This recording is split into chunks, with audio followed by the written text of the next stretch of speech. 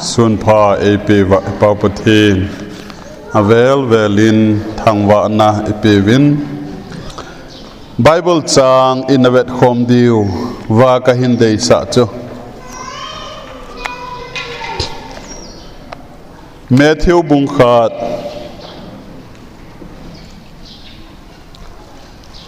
chang gup na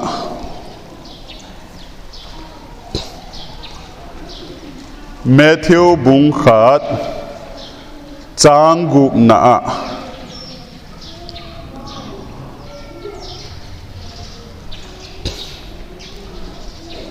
hin sim do tang kate chule Jesse in David lengpa ahingin David lengpan Uriah in neipi anahinu chuto Solomon ahingin aketin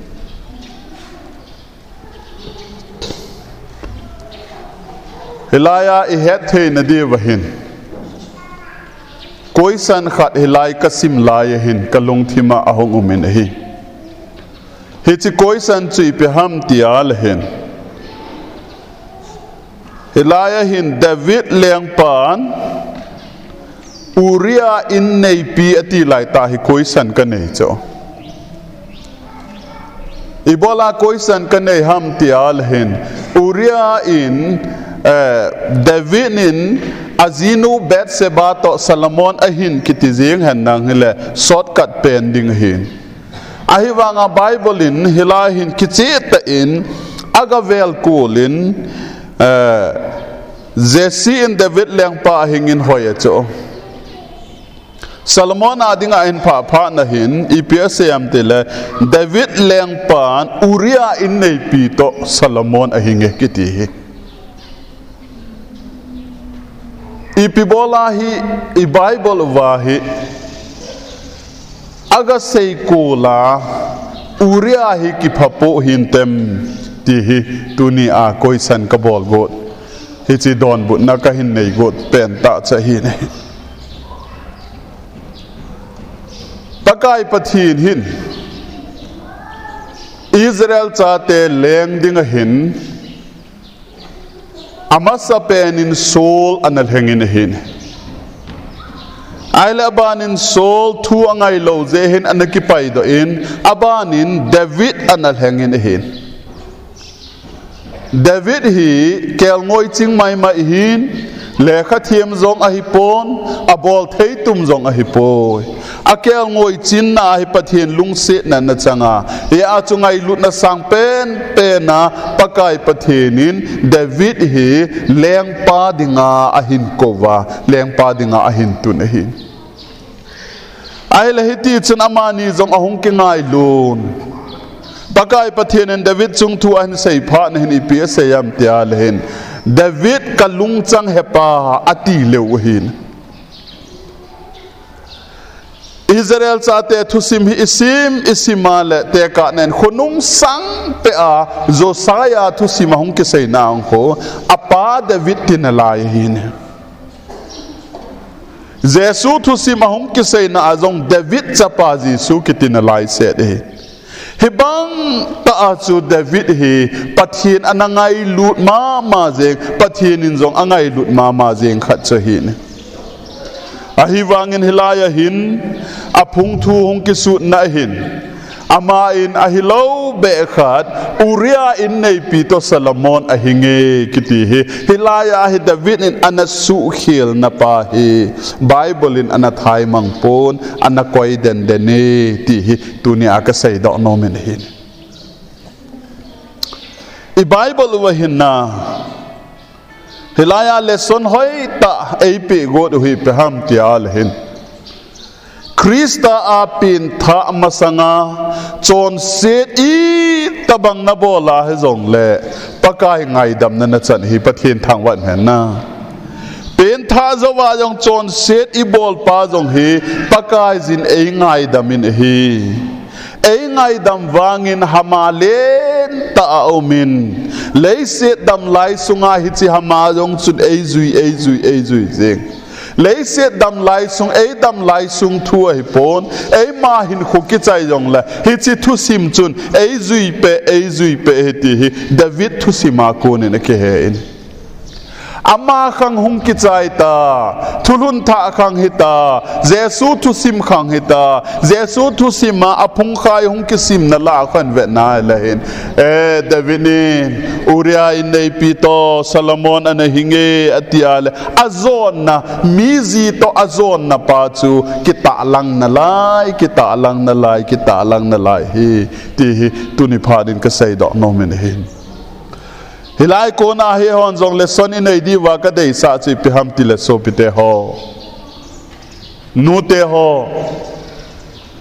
Krista pen thana ka ne je na ti zawa pakai Jesu Krista ka ta sane na ti zawa haubung member ka hila e na ti zawa ho ina kita ta pakaya dinge pan ka lai na ti lai ta nang ma in chon se na ipin na bol kha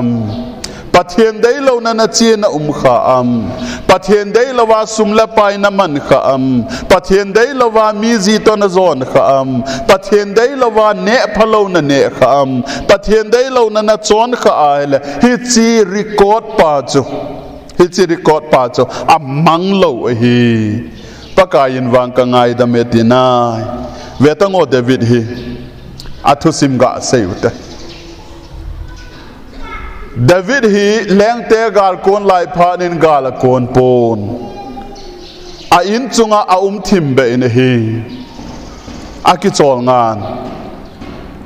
asuni munin ale nilhalangin ahung tho do ale Uriah in nei pi Bethsheba anaki su thieng ped amu in akisil ped amu in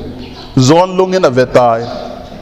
ado ahelaman Uriah ti cho asipai la ata asan pen pa thi gaya apu adinga pangpa chahin ama in nei pi Bethsheba hetil akovina zon pi tan hin English station David welcome sin in his home tin John said to a ina welcome na kibol ta cho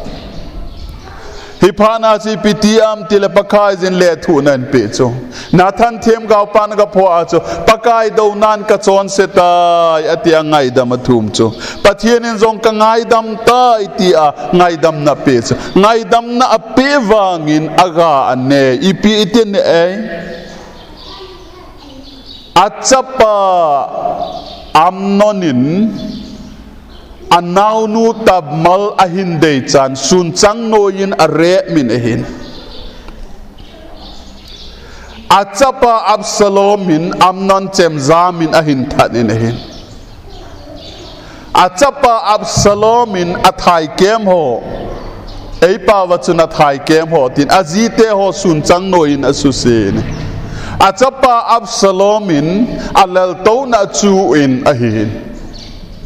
hiti hozo se chi vetna hele David nin guthi ma chon se aina welcome anabola pathianin kangai da me ti wanga pathianin hichilei se na dam sunga zong aga anane sa pe hin zebna nmu chu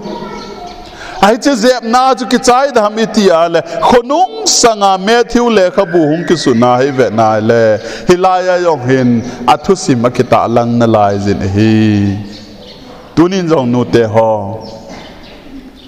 in kho wa ve te pathian dei lo Christian ikiko nunga Krista ita san nunga pathian dei lo ipina bol khau mai zon thang hoya na chon na kha ai lo le sum la pa ya ki tup lo ta hin kho na man kha na ne le cha kham na theya na ki tup lo ta na bol na kha gu thi ma na bol chu thang pho nga pakai jin ni khat le a hin phon tho ding hi ti wang he tu ni a na su mil lo dinga pakai minin ka hin te min hi ta salama wang chu thagau lama wang chu pakai nei ngai dam ve pakai jin ngai dam zo pa hin ahi wanga hi pakai jin wang acha te su khil na hama aput sa te ye ti wang hi na su milo den te ka na in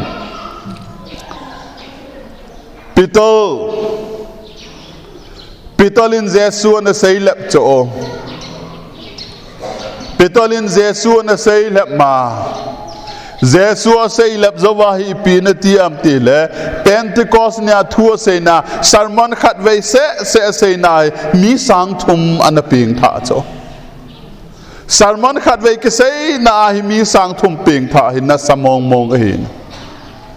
ahivanga I Bible was even na isimaile pitolin asu khil na anasailep na pachu Bible hin zi da taute ama thu sei na mi sang thum ping thain ngai dam taute sei da taute ti dham ti hilove Bible a khun masanga Jesu asailep chu kisun tho hi a khun masanga Jesu say lep chu kisun tho ding hi tunin zong kain ko te ho Jesu na zui na ahi Jesu na zui na ahi hoi ta na zui na zui lo ham hoi tan ve in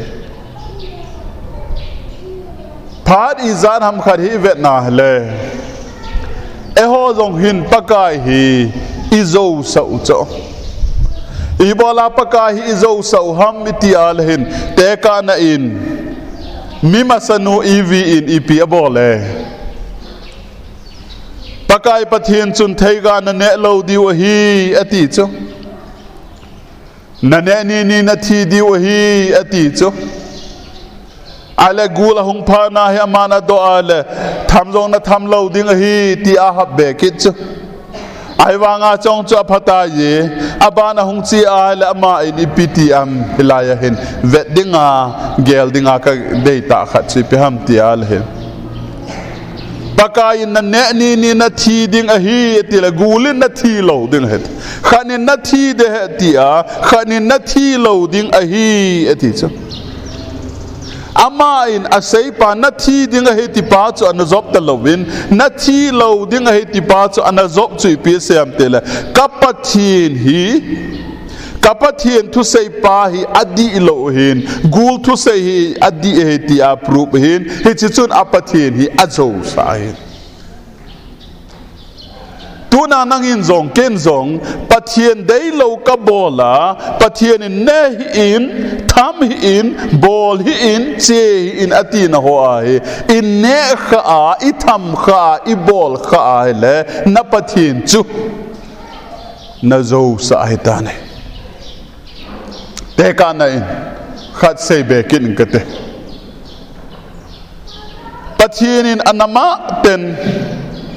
Babylon lengte chunga anama aten hi piham tial hin Belshazzar le si mang pachang ho ina khonzo si ahin la do wa zule sani na ahin man ngam ukhi bola man ngam ham iti al hin Israel chate pathin sangin Babylon te pathin ahatan Babylon te pathin chun Israel te pathin chu azo hitai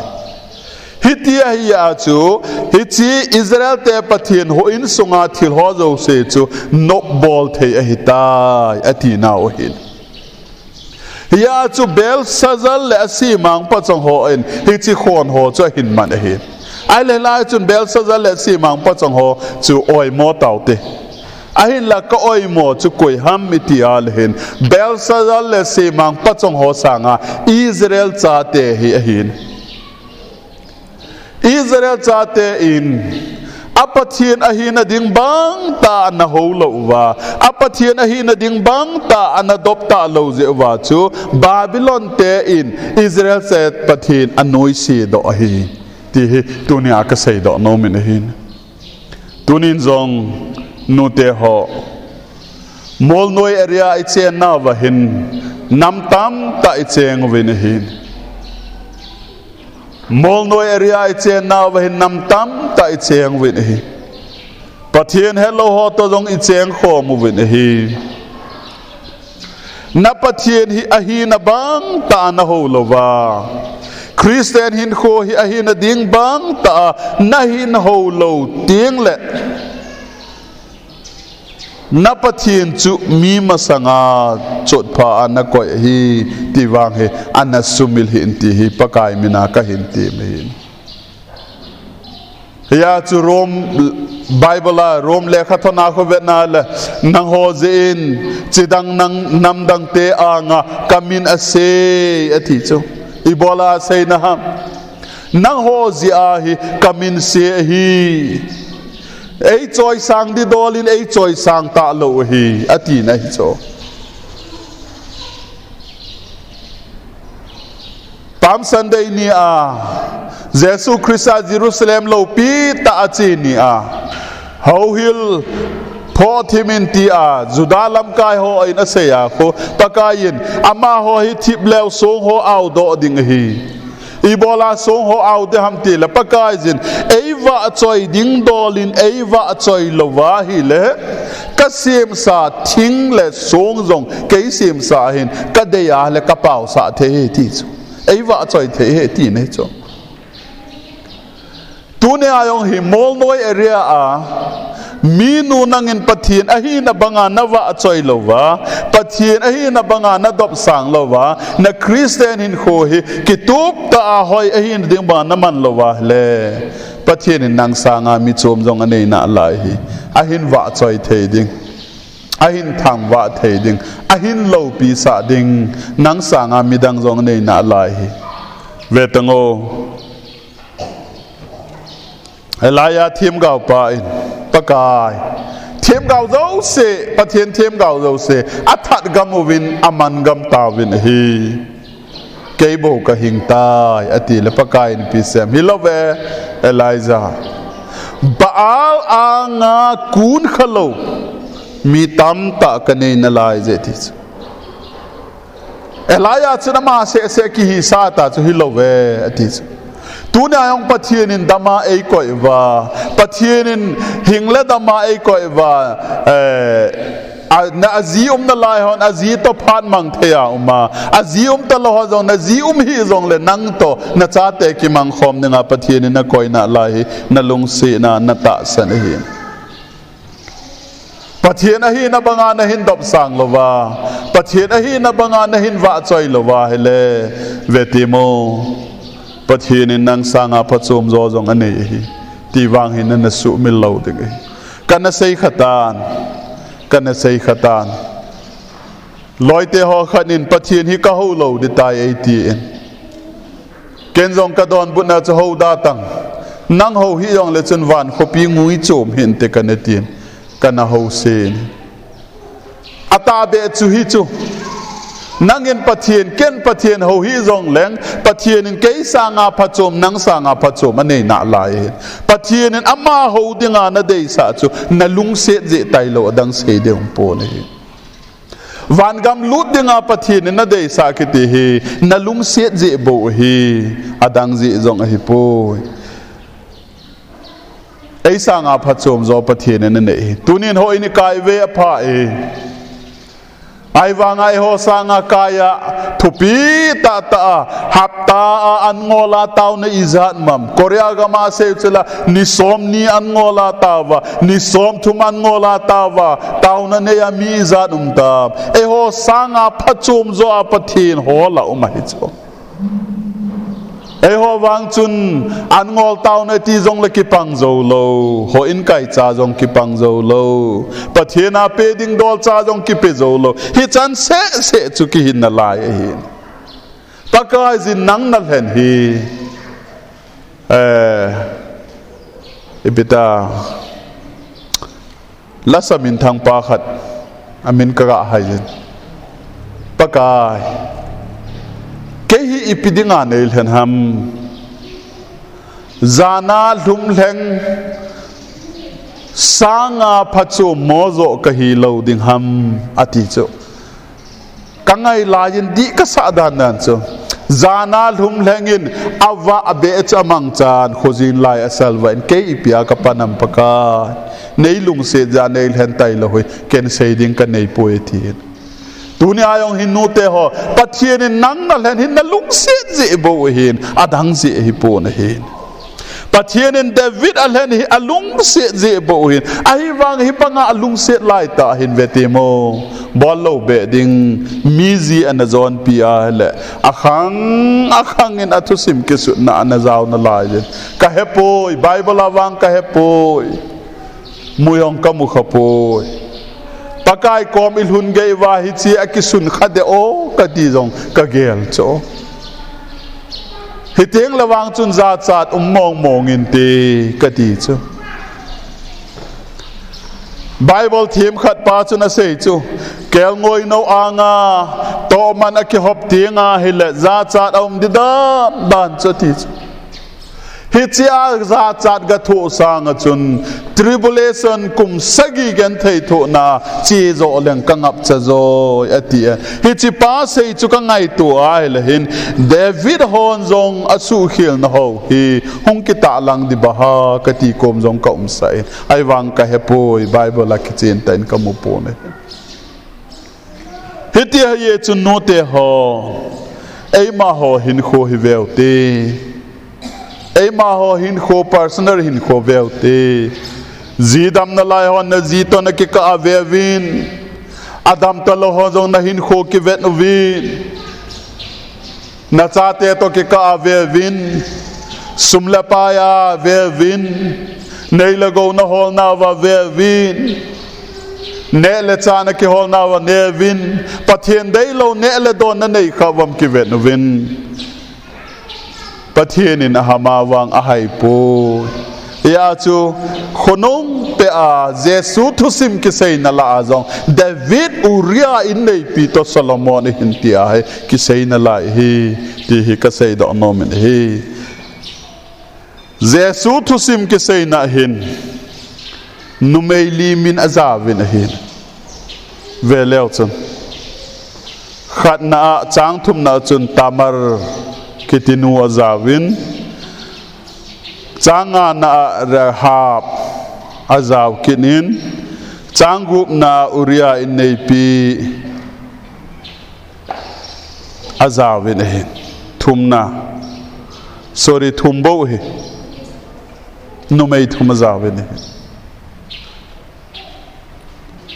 ไอเลไลลาเฮเวนาไอเลหินนุไม่ทุมจันนาวะเฮไอเลเดวิดสุขิลนาเซียฮงซาวหินซาโลมอนเป็นสุกิปาเมจูเลียงปาเฮจูไอวางาฮิลายาปาฮีปะเทียนินวางอาจีคอยปนอาจีจังเปเนไอโฮหินโคจงเฮปะเทียนินอันจีเตียงและอาจีคอยโลเฮลดิงฮีที่อิสัยดอหินเยจุนหินโคไฮตันเวลตินปะกายจาดิงินมังโฮเตอิดัมสุงฮิปะกายาดิงินมังโฮเตอิหินโคอินเอสุงฮิปะกายาดิงินมังโฮเตติอาอิสัยดอนาวปะเทียนินอทูปะเทโบเปตาวเฮน